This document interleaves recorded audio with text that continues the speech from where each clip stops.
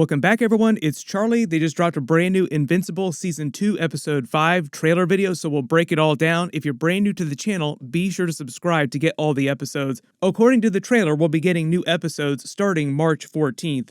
It'll be the rest of the 4 episodes for Season 2, like each season is 8 episodes. They haven't completely revealed when Season 3 is supposed to be released, but Robert Kirkman made it sound like there would be less breaks between seasons, so it is possible that we get Season 3 either at the very end of this year or like early next year. So no more waiting like 2 years between seasons. But the teaser basically picks up in the immediate aftermath of the battle with the Viltrumites on Thraxa. Everything is still on fire. General Craig seems like he's already left with Omni-Man and gone back to the Viltrumites' home planet, and they're putting him in their Supermax jail, like a Viltrumite prison with all their other really powerful beings they've captured and have sentenced to death.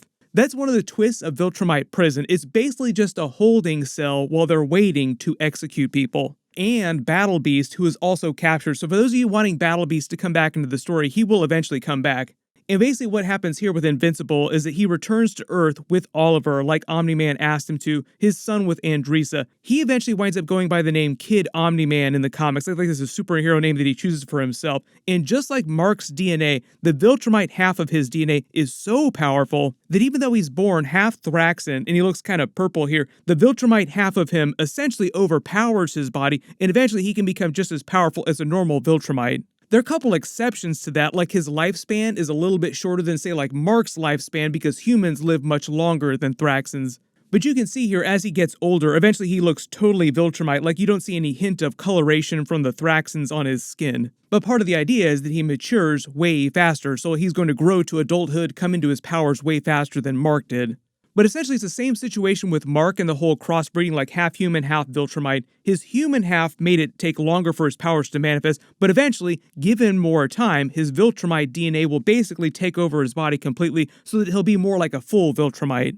He can go on to become the most powerful Viltrumite who's ever lived, because they are able to keep getting stronger the longer they live, the longer they train their bodies. Like, they can just keep getting more and more powerful. It'd be kind of like a bodybuilder in real life, like Arnold Schwarzenegger if he lived forever and could just make his muscles stronger and stronger with more and more training. I guess you could say theoretically there is another person out there in the comics who could become more powerful than Mark because of some extra powers they get as a result of some subsequent crossbreeding between races, the way their powers all interact and combine. But you can't really talk about that without getting into spoilers because it's like way further off in the comics.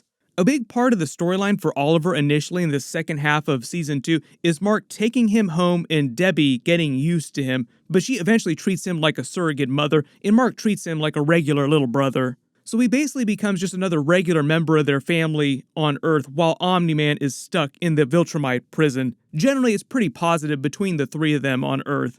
He continues to grow super fast coming into his powers, but Mark has a lot of moments with him that are references to things that Omni-Man did with him when he was a child and then developed his powers. So basically it's Mark trying to use all the lessons that Omni-Man taught him before he revealed his secret, and everything went completely nuts at the end of Season 1. And part of the idea is that eventually Oliver becomes powerful enough to start becoming a superhero in his own right, using powers to help people, fight villains, eventually fight the Viltrumites with Omni-Man, everyone else. They kind of tease that in the first half of Season 2, particularly with the Coalition of Planets storyline in Thetis. Like he was thinking about, oh, now we have 2 extra Viltrumites who can help fight the other Viltrumites, but he didn't know about Oliver yet, which means 3 more Viltrumites to fight the other Viltrumites. Speaking of which, there was the teaser for Alan the Alien returning. They only hinted at Thetis' true origin story, so even though they made it seem like he was super shady, that's not exactly what was going on. It was a bit of a misdirect. I don't want to get too far into his backstory because that kind of gets into spoilers, but his scene at the end of the first half of the season was a teaser for Alan's return and him becoming way more powerful. Part of the idea, and they kind of teased this with his origin story and how he was modified to become the strongest member of their race.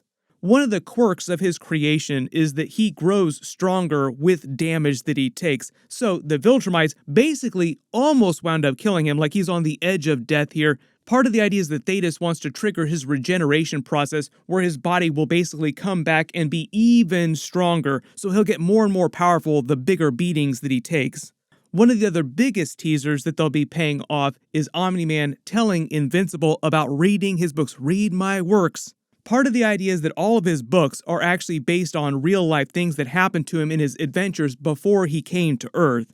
all of his books are meant to be stories about beings who are capable of either killing or fighting the Viltrumites.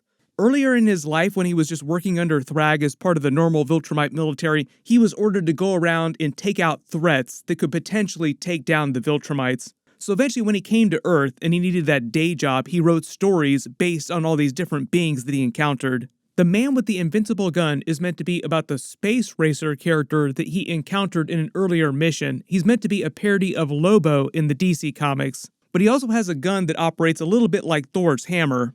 His gun fires invincible blasts that can shoot through anything. They can even kill Viltrumites, and the gun can only be fired by him. So if someone tried to steal the gun, it would just come right back to his hand, kind of like Thor's hammer returns to his hand when he calls it. And just like Thor's hammer, usually only Thor or only the worthy can actually pick it up. In the case of Space Racer, only he can pick it up. So part of the idea is that Omni-Man is telling Invincible to read his books and go find those people and use them to help fight the Viltrumites. One of the other books here, Savage Planet, Savage Beasts, is a reference to the Ragnars. Ragnars are these really giant alien beasts, kind of like alien dinosaurs, capable of injuring and killing Viltrumites. The gravity on their planet is also so dense that they've evolved to be just extremely tough, and that's why they can fight them. They're meant to be one of the few races, one of the few planets that the Viltrumites could not conquer. There's also the Calaxis plants, which are basically plants that are deadly enough to kill Viltrumites, and you have Battle Beast race too, and the idea of Battle Beast coming back into the story. Remember, he's also inside that Viltrumite prison. Eventually, Omni-Man teams up with Alan the Alien in Battle Beast to escape that prison. Maybe they'll say that for Season 3, that could be a Season 2 moment. Probably one of the other biggest teasers that they'll pay off is Angstrom Levy coming after Invincible again for revenge. They moved around some of the comic book plot a little bit, so some stuff happened way sooner than it did in the comics, some stuff has been delayed a little bit. But I think they're trying to end Season 2 on a bang with a really huge fight between Angstrom Levy and Invincible from the comics. Eventually, he comes after Invincible's mother and Oliver. They battle it out, but it's not the last fight they ever have because they also eventually pay off a big teaser that Angstrom Levy dropped at the beginning of Season 2. This is also meant to pay off the introduction, like the very first opening scene of Season 2. So remember, they picked up in that alternate universe with the evil version of Invincible who sided with Omni-Man and tried to take over the planet. Later, we revisit that place at the end of Season 2.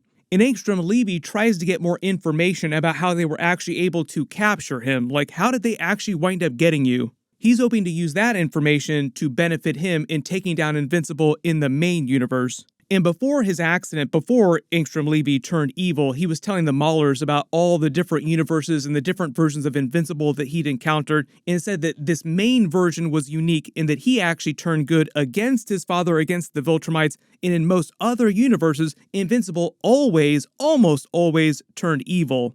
So remember that scene where he pulled a bunch of the Maulers from different universes to fight Invincible? Eventually he does the same thing with a bunch of evil versions of Invincible, turning them on the main universe version.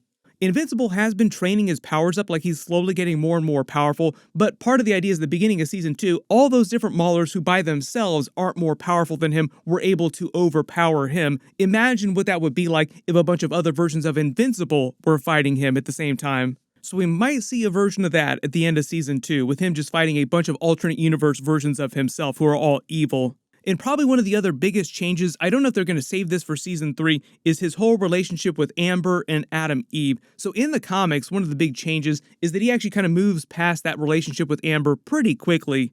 On the show, I think they prolong that because they just want to delay his relationship with Adam Eve and like, okay, we'll save this for Season 3. So we'll see how much longer he stays with the Amber character. I'm guessing through at least the end of Season 2. That either might be the end of their relationship, or maybe they'll have broken up by the time Season 3 begins, or some point during Season 3. There's a whole bunch of stuff that goes on between Invincible and Adam Eve, but it just sounds like it's so big they want to save a lot of that storyline for a little bit later. That's mostly why you saw her storyline being completely separate from Invincible's storyline in the first half of Season 2. Like, she has all of her own stuff going on that she's dealing with.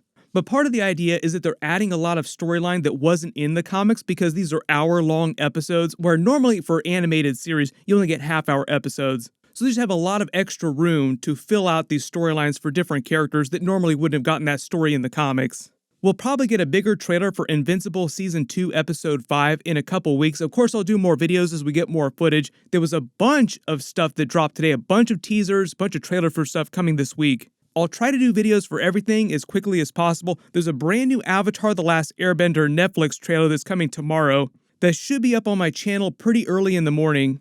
There are a couple Marvel What If teasers that they dropped, so I'll try to do videos for all that stuff in the next couple of days. Be sure to enable alerts for my channel so you don't miss anything. Click here for that brand new Avatar: The Last Airbender trailer, and click here for all my Invincible episodes. Thank you so much for watching, and I'll see you guys in the next one.